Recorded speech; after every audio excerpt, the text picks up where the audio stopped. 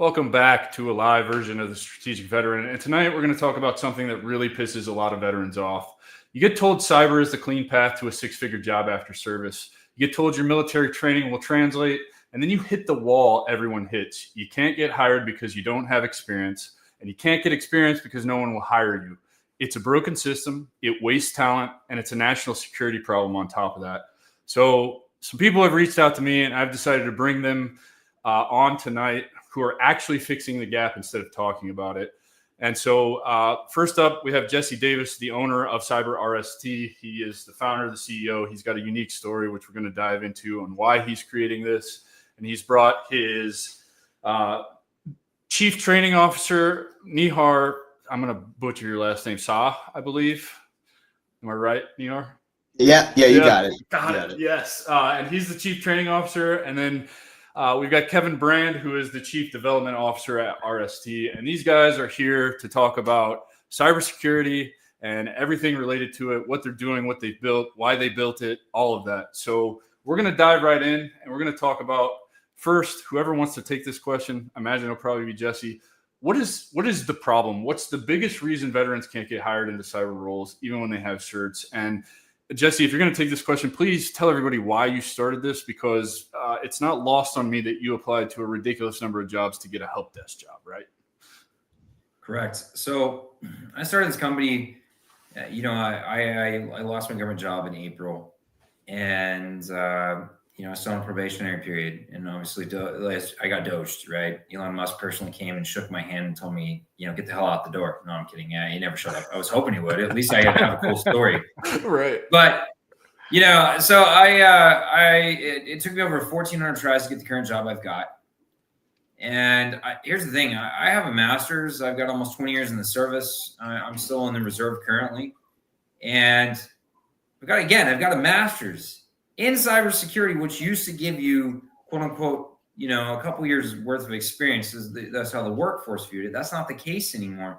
The master's is the new bachelor's. Oh, if you get your master's and your security plus, and a security clearance, you've got a job. That's baby back bullshit. And yes, I said it. I mean it too. It took me 1,400 tries, and it is the truth. And I'm not the only veteran dealing with this. The degree and certification market is flooded right now. There's a lot of cert chasers. They'll get their degree, and then they're like, well, maybe if I get one more cert.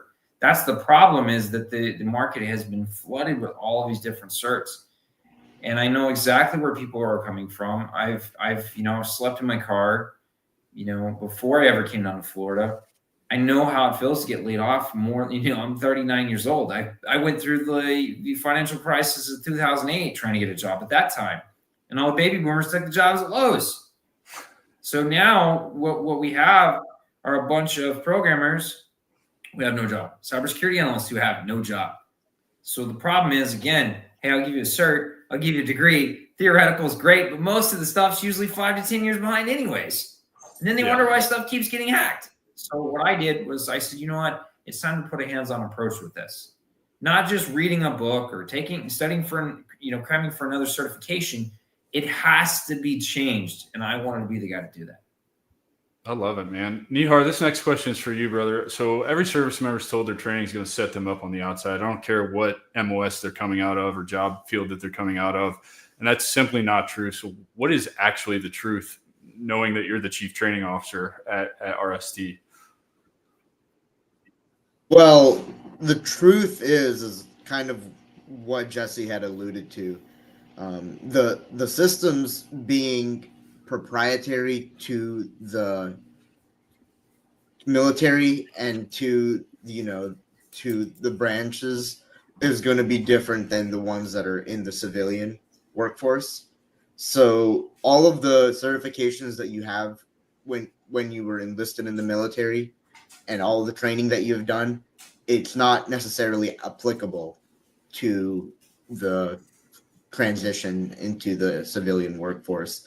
And, I think everyone here has been in the situation where you have to go without work in a field where you have, invested time in, because no job is willing to take an opportunity and grow you. You know, like we said, the certifications are just the entry into the job. But the thing is now there needs to be a bridge between having the certification and actually getting your foot in the door and getting an interview with a tech company. And that's where you come in, right, Kevin? So you're the chief development officer at RST. So, what are you seeing? Why doesn't the cyber experience translate into the civilian cyber hiring? And how are you guys managing that at RST to help these guys get, jobs? Well, one of the main things that we've done, we've created a 5-month program that's an intensive elite program, focusing on veteran students, new cybersecurity professionals. Because what the big problem is, Adam, is like I'm like many cybersecurity professionals. Okay, I was out there looking for a job for years in the cybersecurity profession. I had to take other professions or other jobs just to make a living because my certifications were not good enough. Mm-hmm. Every time that you'll end up applying to a lot of these jobs, they're telling you that you need hands-on experience, or you don't have enough experience, or you need 3 years experience, or you need 5 years experience. But I mean, I just got finished going through a 6-month or over a year, 2-year courses Yeah. to get all the certifications and training that is needed. But see, the problem is that when you're getting all them certifications and you're doing all of that, it's all theoretical. It's all Right. things that you're learning here. It's not. And also, let's add this to it. When you do get to utilize the tools, the SEAM tools, they're all open source tools.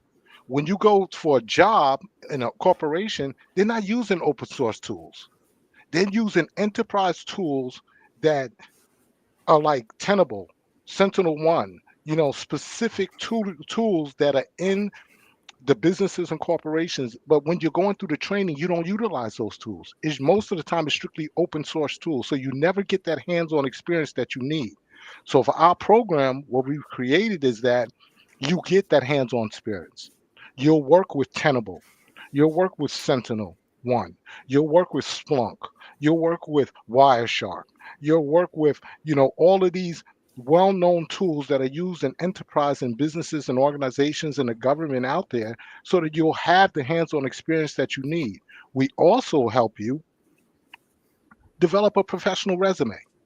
We have HR professionals that we utilize to help you get that professional resume that you need so you can get into the door. We also work on your LinkedIn page, because LinkedIn is one of the primary tools that's utilized now to get job opportunities, to network, and to just get yourself known. Right. Yeah. We also have a dashboard that we're building, and we're working with our other partners that is going to help them build their career resume, resume builder. Also for our veterans who are dealing with any type of mental health, because we know that's a big issue. We have something for them as well. We have a leadership track as well. So we have many different things in our 5-month program that we're looking to provide to give people the hands-on experience that we need. We're even dealing with future technologies. We're dealing with quantum cryptography as well. So we're looking towards the present and the future, because we know that, one, cybersecurity is not going anywhere. Okay, the future is going to AI and quantum.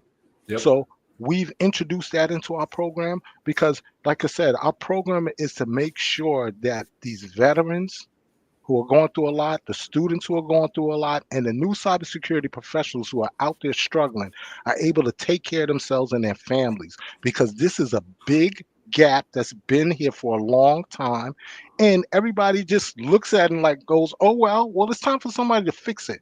Right. So CyberRST is here to fix it. We're trying to fix this problem now because we're tired of it, and we've all gone through it, because we all have been either like Jesse and like Bill. They're veterans. Me and Nihar, we were cybersecurity students, so we all know the struggle. We all know the stress, and somebody needs to resolve this. So we took it upon ourselves, especially with Jesse, to resolve this situation at this point in time. Yeah, and by all accounts, Jesse, you've identified why this matters. There's 500,000 unfilled cybersecurity roles, And I'm trying to wrap my brain around how it's possible that there's so many openings, but veterans can't. I mean, 1,400 fucking applications to get a help desk job, man. Like, by all accounts, your resume, your credentials, you're overqualified for this. So there's got to be some kind of a breakdown here. Like, what are you seeing? Like, why does this matter so much? And like, how are you approaching fixing this? Like, what gave you this idea? How did you come up with this whole program? All of it. The thing is like there's a lot of fly-by-night companies that are doing so-called their boot camp and maybe if you want to call it hands-on. The piece that's missing is truly hands-on. Like Kevin brought up, you have to use the day-to-day software. It's no different than a carpenter having a hammer. I actually have an example of this. I'm looking for an intern to take post-production off my plate for the actual like recorded version of this podcast because I just don't have time to do it anymore. I need help, right? I want to give somebody that intern experience who's interested in, media production for podcast companies. I've had several conversations with actual companies who do this that I just don't want to pay or can't afford to pay to do it for me. And I asked them the question, like, is it unreasonable to ask a veteran to come in and get real hands-on experience in a real life project? And they say it's 1,000 times better to do it on a real life project because the stakes are higher because it's already operating. I've already put out 160 of these things, right? Mhm. Like that's super powerful. So to give you a real life example, what you're talking about. It has to take place. And now you've got Nano on the horizon. Which we're looking to hopefully bring that into the fold as well. We can pull this off. We are working on quantum, like I said, like Kevin has talked about. And I see Georgia talked about the help desk role has been turned down. I agree with him. Now they're wanting 1 to 3 minimum years of experience for cyber. Right. And where are you supposed to get that? Where are you supposed to get that example? How in the hell are you going to get it if nobody's going to give it to you? Absolutely. Right? It doesn't make any sense. Here's the thing. Louisiana State University, one of the worst university systems in the country. I wouldn't send my dog there who is 12 years old, which would be, 84 in human years? I wouldn't send him to learn there. Followed by Mississippi. But if they can figure it out, why can't the rest of the country? What I mean by that is that they have a SOC set up. They have 39 colleges, give or take, within the LSU system, right? So I say college universities because obviously some of it's community colleges. They set up a SOC. By the time those students leave, they've gotten paid. Yes, the student study wages, the work study wages, but they're still getting paid. And they have 1,000 hours of hands-on experience for SOC. And it saves the university tons of money so they're not getting hacked. It's simplicity. Why do we always have to go to stupidity, right? I don't understand how it's not a hard fix. Mm-hmm. But when it comes down to the bottom dollar, I wish I lost my train of thought. Bill, you wish Bill was here? Yeah, COO was here tonight. Unfortunately, he's sick. But that being said, we've talked about it. There are CEOs who are of multi-million and even pushing billion-dollar corporations who are like, cyber's not needed. And they give them I get, you understand, we have to have a budget. I mean, Congress just blows it out their ass every day. So I wish I had an unlimited paycheck, but reality doesn't work that way, right? Yeah. And they get arrogant. They don't want to put in money for what is something that should be paramount. Yeah. It has to be. And it's not a hard fix. If you get a good foundational training, we would be fine. And most guys, if you took, and I recruited for 10 years, for those that, I've seen that. Joseph brought it up. Ethical hacking, yes. But again, you're looking at everything's always about the bottom dollar, and that's why I love the capitalist society, right? But at the same time, greed has become a major problem. And they're not preparing for a win. It's just like, whatever. It's a maybe. It's a big fat maybe. Kids now are able to, my 5-year-old who just turned 5 can operate the TV better than me. Okay. Yeah, it's wild. It's why It's crazy. I remember this. My best friend, his son was probably 3 or 4 years old. We went to the barber shop and they handed him his phone on YouTube, and he was doing things on YouTube I didn't even know how to do at 3 or 4 years old. And I'm like, how is this possible, man? It's just like they're just born with something that just allows them to adapt, and it floors me, man. And I with the programming, you know, I've met a kid here. The father's looking to have me mentor him a little bit. He accidentally created, he's lucky it was an accident, but he brought down the school network by accident with literally keystrokes. He knows Python very well. They wanted it, and he brought down the system here. Yeah. And he got 2 IT guys fired because, again, arrogance. Right. It's simple, you know, naivety leads to arrogance. Arrogance obviously leads to failure. Right? You can't see your own hand in front of your own face. And they're not, I agree, George, they're not taking security seriously. They're pushing it off like, whatever. These kids are a hell of a lot smarter when it comes to tech than me. That's right. I'm about as dumb as a box of rocks and I have the memory of a goldfish, but at least I'm honest about it. Well, and I think that leads into the next bigger problem that we talked about in the introduction. This is a huge national security issue, correct? Yes, it is. So for whichever one of you wants to take this, or if all three of you want to comment on this, why is this such a big national security issue? Besides the obvious reason that we were just talking about, you got kids taking down the entire school network with a few keystrokes because they don't know what they're doing. Well, let me just answer that very quickly. One of the main reasons is because, like we talked about earlier, you have 400 to 500,000 cybersecurity professionals sitting on the sideline.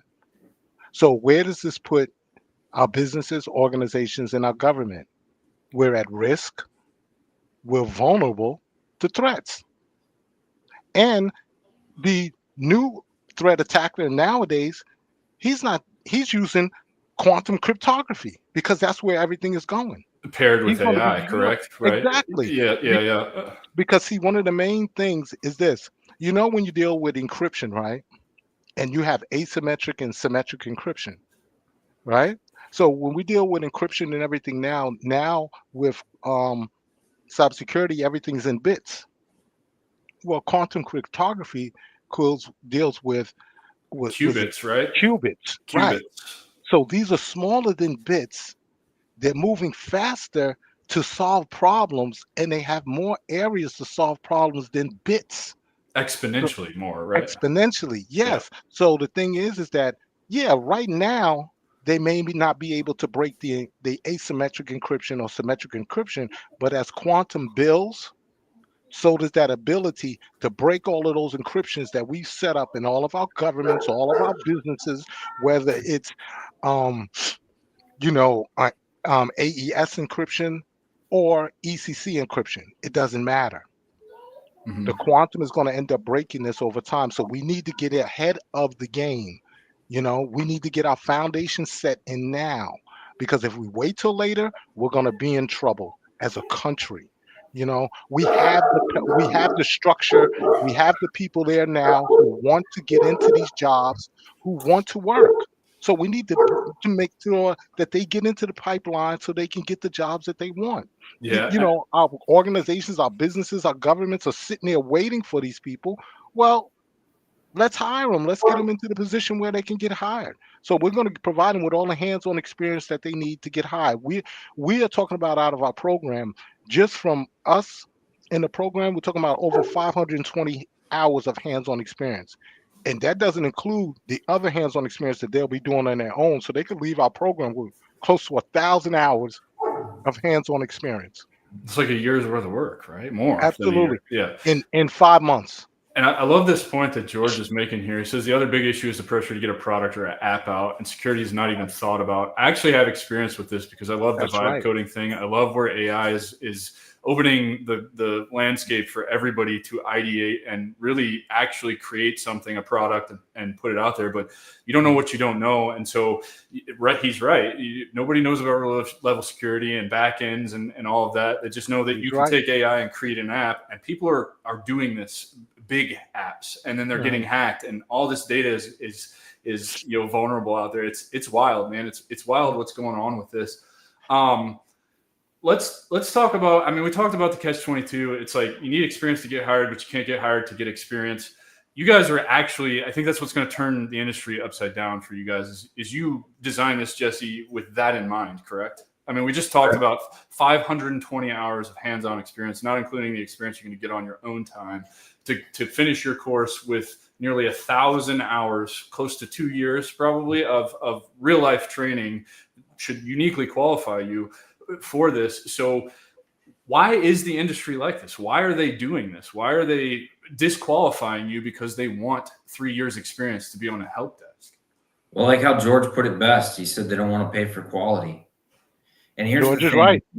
You don't want to, I don't understand why, especially you're talking about we're paying, we're literally, in a sense, we are paying to have a credit score to keep ourselves in debt. People want to talk about slavery.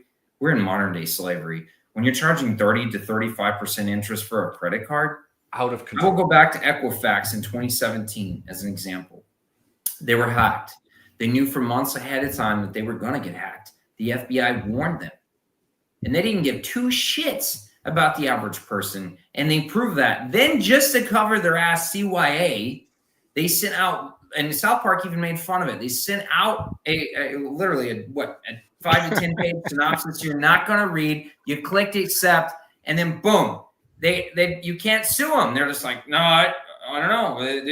We didn't know they were going to click it. They had an entire legal team build that up because the average American is not going to read it. Nope. Right? The average American wants convenience. I mean, dude, if I had crumble cookie right here, I'm ordering that shit at midnight too. Right? We're now at 70% obesity. I'm just saying. Right? So that being said, you think about that. You literally have a company that doesn't care. Target, same thing. We can go back a couple years before that, right? I understand profit. You got to pay bills. Things have got to keep moving. It's just the capitalist way. But again, this was something that could have been prevented. And then on top of it, it's pretty bad. It has to go to satirical humor where, Apple all of a sudden owns you. That was the whole joke of the entire Human Centipede episode. And most people don't even understand it. Right. They took a horror movie and made it into a comedy. Yeah. And I love the guy, whoever plays Butters, dude. Butters is like my favorite character. He's so innocent, like reading through the entire thing, and he goes, "No, I don't think I want to be somebody. Yeah, I don't want to be a part of a human centipede attached to someone's anus. No, I decline." Right?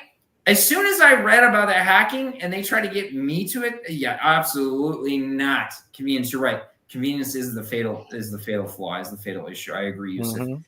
This situation, again, the average person didn't even think about it. Man, as soon as I saw that article, I was like, please send me something. I clicked decline so that I could sue the shit out of them. Mm-hmm. And they deserve it. And that's the thing. There's no fines. There's nothing. We can go back to Wells Fargo literally committing fraud, opening up an extra debit card in your name that they charge you $5 a pop. So if you now have 2 debit cards, guess what? They're charging you $10 a month. Well, when you have what is it, 100 million customers, give or take? That's a lot of money, buddy. And then they didn't even get put out of business. They should have been fined into oblivion. That's fraud. And anyone that was a part of that should have been put in prison. Yeah, absolutely. If you and I had done that, where would we be? And that's what I'm talking about. It's all about the convenience, and they don't care. That's why somebody has got to turn this on its head. Period. Yeah, totally. Nihar, I want you to break down the training model. Like, what can veterans expect from day one all the way through the program that makes you guys so unique, and how you have structured all of this to uniquely qualify them to really turn this industry on its head, and I think flood the market with high quality individuals in cybersecurity who are disciplined, who have leadership abilities, who have a work ethic, who know how to problem solve, who know how to adapt. Because I don't know enough about cybersecurity, admittedly, so I feel way out of my depth having this conversation with you guys. But I know enough, to really kind of understand, based on talking to Jesse and Bill before we set this up, that it's serious, and there's a big gap here. So I want those that are listening, that are giving us their time tonight to hear about this, that are truly interested, to understand what this program you guys have put together is. Yeah, absolutely. I appreciate the question. and definitely the qualifier of the focused veterans that are that are interested in learning about cybersecurity, ready to learn something new, to invest time and effort, sweat equity into going down a new career path. It definitely helps to have a pathway and a structure, whether it's self-designed or if it's through a program. So definitely we appreciate that. In terms of our program, so what differentiates us from more traditional boot camps is that we've got several layers that exist, and these layers are going to complement the actual program of the mentorship academy. So Mr. Kevin Brand, he's developed the mentorship academy as our chief training officer. So he can definitely go and tell you more about the week to week curriculum.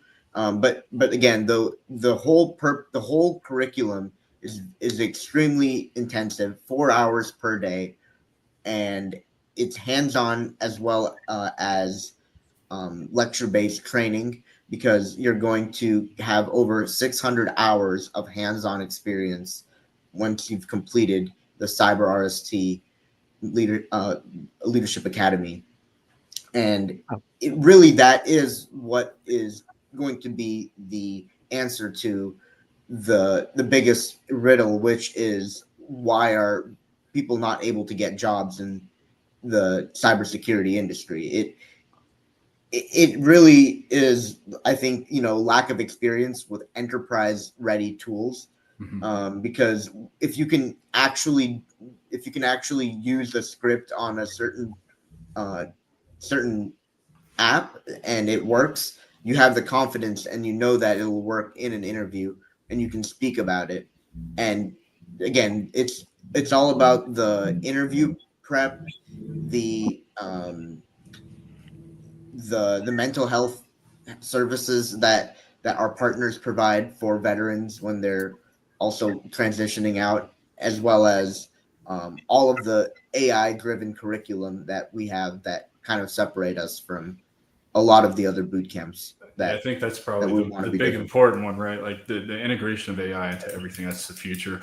And we have Cynthia joining us. I believe you're filling in for Bill tonight. Welcome. Hi, Thank you. Hey, Cynthia. Adam, can I just add on a little bit to what Nihar was speaking about? Absolutely, brother. Okay. Well, what I want to let everybody know is that this is not just a boot camp or a training program. This is a mentorship residency program, I which was going to means, get there. I was going to get yeah, there. because I want to make the clear distinction, because normally when you go through normal training programs for your certification, you might have been online with AI or with somebody else, and nobody's really giving you direction.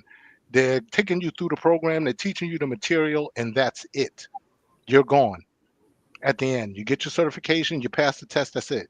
That's not what we have here. We have a mentorship program where you're going to get the proper direction. You're going to get taught the proper way. We're going through the materials. We're going to make sure that you know and understand what you're talking about. After you know and understand what you studied, then you're going to do the hands-on experience to take it to the next level. Okay. See, I went through a mentorship program. I went through my certifications. I have 10 plus certifications in different fields of cybersecurity, but I still couldn't get a job. But what made the difference was when I went to my mentorship program, my mentor told me things like, sit up straight. If you're going to go out and you want to get this type of job in cybersecurity, you have to wear a suit. You have to dress a certain way. You have to make sure that you begin to use the terminology that you've learned in cybersecurity through your normal conversations when you're speaking to people about interviews in different positions, you know, and it really began to click. You see what I mean? He was able to take all of the practical things that I had learned and really have me start applying those things so that I could really see and become the person that I needed to be as a cybersecurity professional. I love that So you're pointing this out, Kevin, because this reminds me of my insurance, my foray into the insurance world. You take all the tests to get the certifications for all the book work, all that bullshit. And I actually had a good mentor in the industry who told me none of that shit actually matters. You learn all of it when you're actually writing policies, having conversations with customers, doing the hands-on work. So it's a formality to get the licenses that you need in order to quote unquote sell insurance, which I think is, you don't actually learn it. You actually learn things the wrong way, I feel like. And I kind of feel like that's what you're alluding to with cybersecurity is they learn the wrong way, and you're here to fix that. right. See, it's what it is that we all go to school and we learn a lot of the valuable information, Adam. And it's not really the wrong way. It's good. We need that practical application. We need the mental knowledge, but we need the physical manifestation, the application of that knowledge too. That's the part that's missing. You see what I Yeah. mean? That's the part that people are not able to get. And that's the part that keeps us from getting the job that we want to get. Because we all apply to the jobs, but what do they say? Well, you don't have the experience, you don't have the hands-on, you never utilize this tool. Well, how, like everybody's been saying since we started the podcast, how do you get the experience if you don't hire me for the job? How do I ever get that experience? Yeah. So we have over 400 to 500,000 people out there who can't get the experience. So what we've done from day one, week one, month one, we cover GRC, we cover ethics, we cover AI. We start to get into month two. And oh, don't forget, month one, we begin hands-on like the first week, that Friday. The first thing we begin to go over is because it's important for cybersecurity professionals to know GRC. That's a new foundation that's coming into effect. Everybody has to know that. Everybody has to know ethics, because if you can't be a cybersecurity professional if you don't know have ethical conduct. That's important. Okay. Then we start to go into blue team, red team exercises. Now, blue team are defense, our red team are attackers, our pen testers. We have them go into different aspects of hands-on. Our blue team will go through Sentinel and Sentinel-1, Sentinel-1 and Tenable. Our red team might go to Splunk, Seam Tools, Wireshark, TCP dump. Now they're going to be analyzing files and doing different things, pen testing.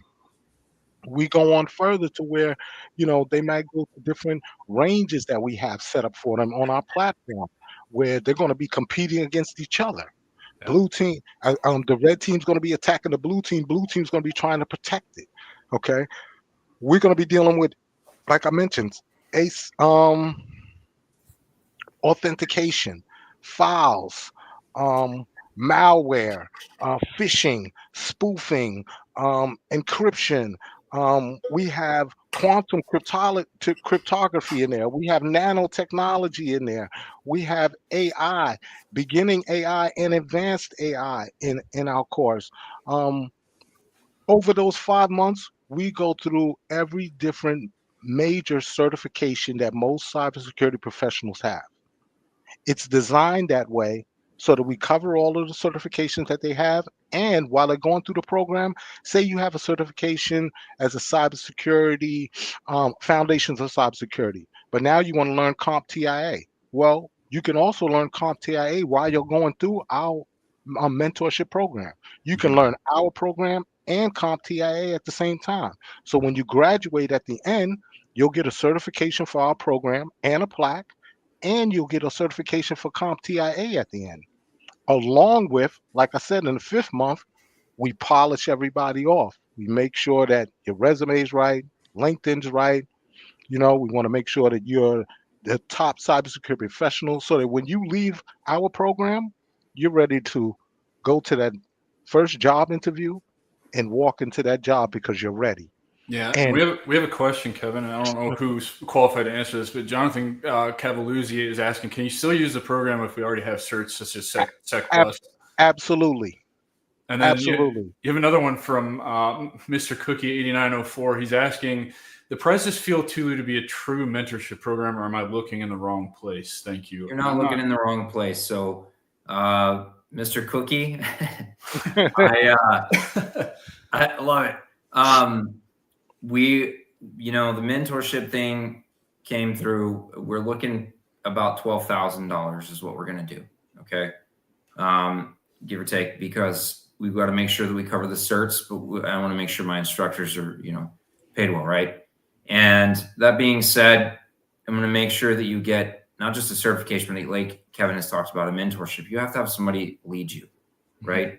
To make leaders, they're not born. Somebody taught them. There's not a lot of Alexander the Great's running around, okay? Just inherently just can conquer a third of the known world at the time, all right? Or half, I guess, half of the known world, give or take. He had people around him. Yes, he did. Yeah, That's really, he was very demanding, okay? But that being said, yes, we're looking at 12,000 for this 5-month program, spreading it out, and we'll have payment options available. All right. We are looking to be obviously verified, certified with the VA, the tuition assistance through the military. We've got some other parts in this is where obviously Miss Cynthia comes in, who has the university and college background, taught college, but it's a whole different ballpark and a whole different ball game when you go to the university and college level. Yeah. You want to talk about that, Cynthia?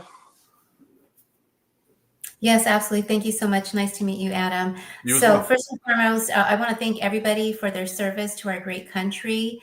This program is very personal to me because my dad is a veteran. He's a Vietnam veteran. So what Jesse and Kevin and Nahar are trying to accomplish here is just so super important for everybody else. So what I am charged to do, with that being said, is because my extensive background is in higher education for over 20 years, formalizing partnerships, augmenting courses and programs, what Jesse and team is trying to do here would just flow nicely for universities and colleges to adopt the training that Jesse and Kevin are going to be putting these students through, so that these students are able to transfer their knowledge into a college or university. And what we're also trying to accomplish is trying to get ACE recommended college credits in the near future, so that students can go in with college credits or university credits, as well as shortening their time to be able to finish their degree program. There's 20,000 degrees that are awarded every single year in cybersecurity and IT, but there's only a fraction of that. There's about 500 courses among all those degrees that are in quantum. So we're really excited about the cybersecurity and IT training that's going to be launched here. And that is my part, is to go to higher education institutions to be able to advocate for the students on this type of training. And secure partnerships, hopefully, right? Exactly. That is number one goal, to secure awesome. Partnerships. Absolutely. Yeah, because it's like, I mean, if you spend 20 years in a cybersecurity role in the government, it doesn't mean you're completely worthless because the systems are different, right? Right. It just means you need to translate it better, but there's no program in place at any college that helps do that. So it's super important, your role, and I admire you for doing that. It's because we as veterans need all the help we can get. The TAP program is screwed. It's why I have a platform. It's what I advocate for a lot, as that's expanding into more veteran issues, obviously, because we're here tonight. But I love seeing these comments. We got George talking about a lot of the trainings today are behind the current landscape, echoing what you're saying. And he's new, from best I can tell, into the industry, talking about, just getting started. And it's an entry-level role. They want you to have a CISSP that has a 5-year experience requirement. It's just echoing the same problem that you guys are out here trying to fix. And I just don't know. I will tell him personally, that's bullshit. I agree with him. I know what he's going through.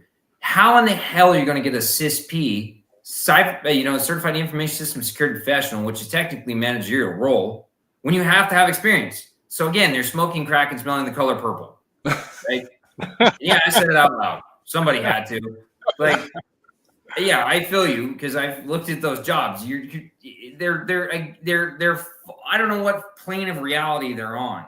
A CISP requires somebody to sponsor you, and you have to have at least a minimum of 5 years experience to even get that. Plus, the CISP is only bragging rights anyways. Guess what? CompTIA, you can go get Security Acts. The DoD, the government recognizes as a level 3 cert. I just saved you a lot of time and a lot of pain, brother. I'll tell you that right now. I tried studying for that thing, and I'm ADD as shit, right? Yeah. 1,600 pages, not to include like thousands of questions that they can choose from. Okay? So I feel your pain. But check it out. If you are prior service or you're not, if you can get your hands on a security clearance, which is another thing that I've diligently worked on. The DCSA handles 90% of all background checks for security clearances. I've done the legwork to go out and reach out to those guys. I'm like, hey, we want to send you guys somebody that's professional. They can pass a drug test, right? A background check and a security area. Checking their credit. My apologies. We just talked about this earlier. Yeah. Again, goldfish, right? So that being said, imagine we'll get that. And the biggest piece we need to fix is while we're doing this, like Cynthia's talked about, getting them college hours, but they've got to get it at the same time with the hands-on. Nailed it. Thank you, sir. Yes, CISP is horrible. I know how you feel, George. Get ready to pull your teeth out with yourself with pliers with no anesthesia, okay?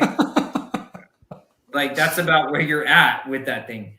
But again, you can get Security X. It's CompTIA's, what was the CASP, right?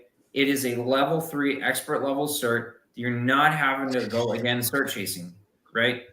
We've partnered with the 3 of the major cert companies like Nihar and Kevin have talked about. And guess what? If you go to the college and university, guess what they're doing? I'm gonna save you guys a few bucks. They're teaching the ebook because I teach college. They're teaching the ebook from CompTIA. They're teaching the ebook from ISC Squared. They're teaching the ebook from EC Council. So just go buy the ebook. Dude, yeah, you can buy it on Amazon. But the thing is like I try to get it to them at a discounted rate. And the prices are cheap for the certs because I still got to cover, again, when it comes to any business, you got overhead, right? Mm-hmm. But I want to make sure that you guys get your bang for your buck.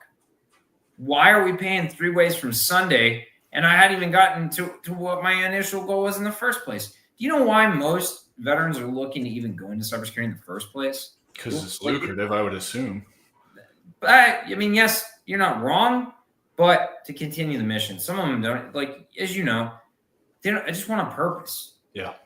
And, and one thing that, Bill, RCO, and I have talked about a lot is the suicide rate. Yep.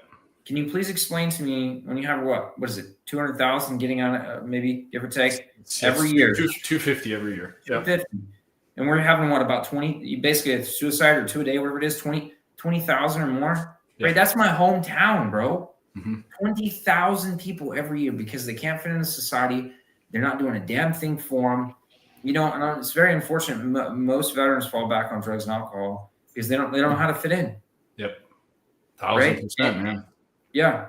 Across all industries. I've been there. Unfortunately, I've been there. When you're trying to drown your sorrows with alcohol, it doesn't work. It doesn't work. I never found what I was looking for in the bottom of the bottle. Same. And right now, I feel like I found a purpose. Yeah. I don't know what it is, what's driving me, but I know this shit has got to be fixed. Have you put anybody through this yet? We had a couple students go through for Security Plus, but it was kind of a trial run, a dry run, because we wanted to have, but it turned more into like, man, we're just doing like everybody else, another boot camp. So you used it as feedback to develop the actual program, which is, I think that's why we iterate, we build, we iterate, we collect feedback, and then we do it all over again, right? Absolutely. I want to, as we start to spend the last few minutes here together, I want to really speak to the veterans who are interested in cyber and want to avoid wasting time. So if they're tuning into this, they truly are interested in cyber. It's not me for sure, but I know there's a lot of guys. It just doesn't. I mean, like I would have to go through all of it. Purple Team sounds like it'd be a really cool thing to do. I don't know. I just like nefarious things or whatever. But for those that really are wanting to pursue a career in this and climb that ladder, make as much money as they can, do wonderful things in this, whatever. What's the first thing they should do tonight? Where should they start? What should they start doing and stop doing immediately? First thing is they're going to need to obviously, what is cybersecurity, right? Yeah.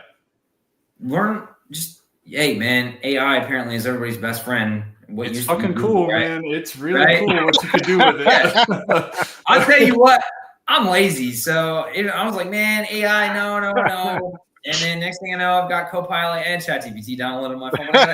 Gotta, verify, right? Wait till you have 5 or 6 of them, brother. Oh, God. We could go. That's a whole nother topic. A whole nother topic. Yeah. But what I'm trying to do with the team I brought together is that I want to show people that, if my dumb ass can do it, you can do it, right? What I mean by that is that we are looking at a chance to change the industry as a whole. And I've reached out across the pond because guess what? Politics aside, we got the geriatrics ward running the country. They barely know how to walk at this point, much less they want to get their iMessages out and get their tweets out, which no one gives a shit about. What is a serious issue is that China unfortunately will take 10,000, literally, I'll give you an example, Huawei, 10,000 individuals and threw it at AI, all the PhD. Yep. I will tell you, we've got to put politics aside right now. Who gives a shit? I'm sorry, but who gives a shit? Both political parties I'm done, right? They're not helping the average American. All the average American wants is a decent job that they're going to be happy with, be able to have a vacation, and have health benefits. Yeah. Right? Take 1 or 2 vacations a year, go home and bitch about your family and come back, right? Like every time, I don't want to go home, but you go home anyways, right? So, but I've reached out to, we're talking the European Union here, India right now, and Australia. India's leading the way right now in quantum. And just like us, they got to pay the bills and they've got families to feed. And India's like, hey, we want to go with America, but right now, so who are they going to? Russia and China. Mm-hmm. It's lunacy to me, right? You're seeing that in the AI race with China as well. Yeah. China doing it cheaper, doing it faster, and then releasing it to us, collecting more data, and then training it. And it's like, yeah. I mean, we talked about that earlier, right? You talked about the terms of service, and everybody just clicks accept, and it takes me back to like the TikTok terms of service, and like, BitDance is a Chinese company, but if you actually dive into the terms of service, you're giving them carte blanche. If you download it on any device that you have, they now have access to every device on your network, every single device on your network. That's wild. And nobody knows that they're giving them permission to do that because they bury it in 30 pages of legalese that none of us want to read or speak. Mm-hmm. Yeah, exactly. And that's why they do it, because they know nobody's really going to read it, and we've got to the point where we've given over our security due to convenience. It's like I like to say about America, we're a fast food country. We want everything fast. We want it all now, but we don't think about the security or privacy of some of the things that we're doing. Well, and I actually want to kind of let's just go kind of off the rails here. I think cybersecurity kind of plays into, we know China makes a lot of the components for our power grid. We know our power grid sucks, right? I feel like cybersecurity is a big part of that, right? Like we should be paying attention to what's going on. And I know there was just an article or an interview that came out that like 48 of the main components that drive all of our power grids have fatal flaws where there's backdoors the Chinese can shut them off whenever they want. Yeah, whenever they want. Adam, let me tell you this. This is one thing my mentor told me at one point in time. And he told a lot of us in the cast. He said, do you know that a lot of the organizations and businesses out there know they have vulnerabilities, but they don't remediate them? They know about them, but they don't fix them all. As a business owner, I can't understand that. Why wouldn't you protect your thing? Because you want to think about it, because they think about it like this, like we talk about. It's all about the money. Yeah. If I'm a business owner and I hire Jesse to remediate my system, and Jesse goes, okay, well, I'm going to look at your system. You have 5 criticals, 4 highs, 3 mediums, and 2 low criticals. Okay, I'm going to remediate the critical ones and the high ones. I'm going to leave the mediums and the lows. Well, that's not and how keep we doing do that things. every month. Right. That's not how you're supposed to do things, but that's how it's being done. That's called and the half-assed. problem is, right. Yes. And the problem Amen. is that is that you have attackers out there who are utilizing the medium level and the low level to get into these companies and their organizations now. Now they've been sitting in your company for months, going back and forth through your systems, figuring out just collecting whatever they want. Collecting data and everything, Yeah. because you didn't remediate your system down to 0. Because it's low-hanging fruit for them. They know that they're not paying attention to it. So maybe it's a little bit more effort, but it's really not, right? Because it's like throwing up like enter here, please. Kind of just point the arrow here, like old cartoons, the Looney Tunes cartoons. Yes. Like, enter here. That's right. And that's what it is. And it's like you're leaving yourself, a whole company, a lot of the businesses, organizations, everybody's vulnerable because you're not doing it the proper way.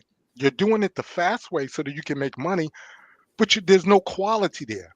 Right. See, that's why we have the focus and we have the passion, because we know what's missing, and what's missing is the quality that is the hands-on to provide to the veterans and students, the quality of caring about people and putting them in the right position where they should be to protect our businesses and our government, the quality of taking care of our cybersecurity professionals and our veterans as well. We should be taking care of these people, not throwing them out there. We need to be doing something from the government aspect, from the organization aspect, from the company aspect, from the schools, the colleges and universities, to get everybody in the position where they need to be, because the whole purpose is supposed to be we're all in this country together and we're supposed to be protecting it. You got people going through college and universities, they got certifications, but they can't get a job. People going through training and boot camps, they get the certification, but they can't get a job. We got veterans on proprietary old systems, legacy systems, they come out, but they can't get a job. Like, you're just building a workforce of people who can't get a job instead of people who should be the most active people that we should be looking at to get them right out there into the system and get them jobs, because these are the most people who are looking to protect us, and we're very vulnerable right now as a nation, and everybody knows this. It's like, so who's gonna fill it? The problem? Who's gonna, turn the key? Well, CyberRST is. That's why we're here. We're here to make this change and to turn that key so we can project ourselves on a different future than the one we're on, because the one we're on is going down. We need to get this thing back up again. Yeah, totally. As we finish up here, Jesse, when does the program launch? How do people reach out to become a part of this program? How soon can they do it? All that good stuff. Just put it all out there. So we're planning on kicking off our online boot camp, the online mentorship starting in January. Okay. And we have got all the, our basic course outline made. We got to start uploading courses. We've like we talked about, we've already got the main material for CompTIA, EC Council, and ISC Squared. And we're going to bring in the sandboxes so that you get to play, right? You're going to learn, you're going to destroy, you're going to tear up, and then you got to rebuild. Plan on kicking it off in January. And you asked about the foundational piece. It's not a hard, like, I'll give you just a very quick example. If you want to be a penetration tester, you go Security Plus, write in a pen test, and a certified ethical hacker, right? And then you're going to learn about not just reading on a cert and studying for a test. You have to apply the hands-on piece to it. Most males do not like just sitting there and staring at power at death by PowerPoint. They want to get their hands dirty, right? Theoretically speaking, some guys physically, right? That's how it sticks for most guys. That's how most guys learn. So we're planning on kicking off first week of January. I want to see as many people in as we can get. We really want to fix this. What's the need right now, Jesse, or any of you? What is the need that maybe this live with my network can help you, meet some of these needs, fill some of these gaps that you have in order to reach more people and actually help you achieve your goal of turning the industry upside down? So we've started our Indiegogo, and Nihar, Kevin, Cynthia, and Bill, you can reach out to us at the CyberRST page, or you can reach any one of us on LinkedIn. We're trying to get seed funding going, and we want to, do this right. We're going to. Do you have a link to the Indiegogo? Yes. Drop it in the chat, because it'll live here forever, and people can go and donate as much as they want. Okay. I encourage you to do so, because it's veterans doing incredible things for veterans. You'll pop it in. Thank you, Nihar. If you can drop the Indiegogo in. Thank you, by the way, for that, Adam. Of course. It means a lot to us, and it means a lot to me. For my brothers and sisters that served, I'm very close to retirement. I got put out with some medical issues last year, but I had to go reserves. And, I will tell you, I went through that piece, then Bill went through that piece where you're over that 10, 12-year hump or whatever it may be. In my case, it's 16 years and 9 months when they gave me my papers, right? It's a shitty feeling, man. I get it. It is, man. Because like, what am I going to do now when you're that close? You didn't Yep. get to hit 18 years magically. Magically, right? yeah. Magically. That wasn't an accident, was it? Yeah. And I know that this is coming from a guy who was in technically three different branches, right? Navy, Army, Yeah. Navy, and you couldn't get either one of them to get you there. Yeah, I'm really close. I'm facing the last piece in reserve, and I'm calling it a day. Yeah. I love the service, but you know, it just with the politics and everything, it's washed into it. It's again, you know, I'm gonna leave that one aside for now. Yeah. But I do feel that the political spectrum is affecting something that is dire, and what is dire is that we need, like you guys have talked about, this has to be fixed. Don't get me wrong, you can throw a lot of numbers at it like China and India do when it comes down to things, but we've got to fix a very basic problem, build some quality. There's plenty of jobs. I'm telling you, if you go on LinkedIn, there's a ton of jobs. And I get what the gentleman was talking about earlier with CISP. That company, again, is smoking crack and smelling the color purple. There is no way you're going to get, you know, sorry to mean to kill Kevin there, but you're not going to walk in with a CISP without a sponsorship, right? But what you need is that quality, that hands-on training, which is what we are going to provide. We have done a lot of work. We're talking hours. We're talking 4 to 6 meetings a day. That's back and forth with setting up these strategic partnerships so that we want to keep the costs as low as possible for you guys, build something that's going to last for the next 4, 5, 6 decades. I don't know. Hopefully it outlasts me. And, you know, and that's why I found, met Cynthia. That's why I met Kevin. Nihar just asked me if he wanted to jump on the short bus and go for the crazy ride. He said he was down, you know, because it started out with just certs, but we did, you know. Front seat. I took the front seat, guys. So many cert companies out there. So I want to change that, and obviously what we're going to be, you know, doing here in the very short term. And I know it's right around the corner, but please, your New Year's resolution, come learn some cyber. We're going to hand you your bum on a silver platter, and you know it's going to be hard. But at the same time, you're going to walk out of there like, man, I know what's going on. I think just my perspective of not knowing anything about the cybersecurity industry, really, I feel like what you've created is going to give anybody who goes through your program just a unique edge in the field, regardless of their experience level. I think what you've put together will just, you combine that with the high leverage skills that we come out of the military with, and you know the ability to be disciplined and to kind of stay the course and kind of take that step back and climb the ladder. I think they're going to outshine anybody in the industry right now. That's just my opinion based on the conversation we've had tonight. I assume that's obviously the goal, but is that kind of right on the money with what you're thinking? And I know somebody had asked earlier, I saw it. They asked, hey, if I got 30 plus going to take this program, hell yeah, all are welcome, buddy. Because not everybody gets to join the military, right? Mm-hmm. I want to help you, show you what you need to do to become working for the defense contractors, to work for, I don't know if you want to work for as a government employee right now, like, at least as a government contractor, you're going to get paid. But I want to show you what you need to do to get your foot in the door. And, you know, cyber is not going anywhere. It's only going to get crazier as quantum comes into the aspect. And AI is going to hit a certain threshold. Once it gets onto quantum, things are really going to change. Then we're going to see what AI is truly capable of. Right now, AI is probably the equivalent of a 5 or 10-year-old, give or take, right? No, I would fight you on that, but depends again how you look at it, right? Well, of course, it's in its infancy for sure. It's in its infancy for sure. Infancy. Yeah. Once it gets on quantum, we don't know where it's going to go. Yeah, well, we don't even know what's going to happen when we get to quantum, right? Like that's probably a very, very, very right, because everything's theoretical right now. Yeah, everything's really theoretical. My brain doesn't understand theoretical, right? I was in Chicago earlier this year, and I got to have a conversation with two gentlemen who have founded a quantum cybersecurity company, and I was fascinated, even though I didn't understand a single word they were talking about. I was like, these guys are going to be uber billion. They're probably going to be trillionaires, because I've never heard of anybody interested in cybersecurity for quantum, because as far as I knew, quantum's just not there yet, right? But they're thinking way ahead because obviously they're plugged into something that I'm not. And anyway, it's fascinating conversation. Jesse, I'm glad you and Bill reached out so that you trusted me to bring you on to talk about what you're doing in this industry, because I feel like I played a role in Google, IVMF reached out to me when Google gave them their new cybersecurity certification courses, which are free to veterans, which I think is an incredible program, right?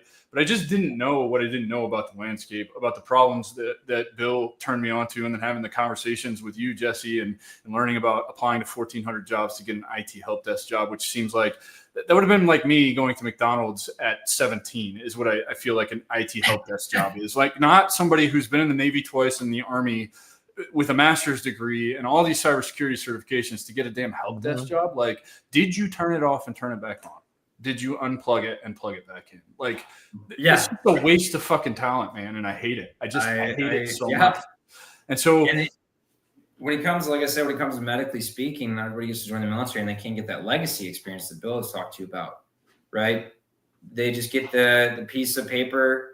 I agree, George, quantum is going to smoke everything once it's up and fully running. It sure is. Nanotech counterpart that I reached out to in Europe, if his nanotech does take off, he's going to be able to print stuff not in days, 3D printing in hours.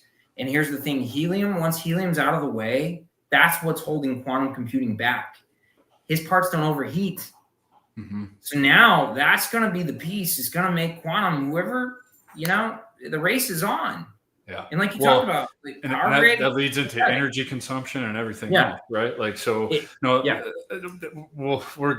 kind of out of time, guys. Like I said, Jesse, man, I really appreciate you and Bill reaching out to me, allowing me to really drive traffic to what you guys are doing, because I think it's really important to show vets another resource that's out there, and the civilians that follow me alike as well. I've dropped the link to your Indiegogo down there. Please go donate to these guys, because I think this is super important. I think this is going to create so much opportunity to do. And Bill is big on this, like I am. I started everything that I do to really curtail the suicide epidemic that plagues our community. I know that's Bill's big sticking point. I'm sure that's yours too, Jesse, and everybody else that's here. But really, Bill harped on that a lot in our conversation. And I do think that what you guys are doing is going to give them that purpose again, and just kind of purpose without question too. Like, what you're doing when you're doing something cyber, whether you're attacking, whether you're defending, whether you're doing both, all of it. It's unfettered purpose. You just understand at a level that you're doing something meaningful for other people. And I think that's super important.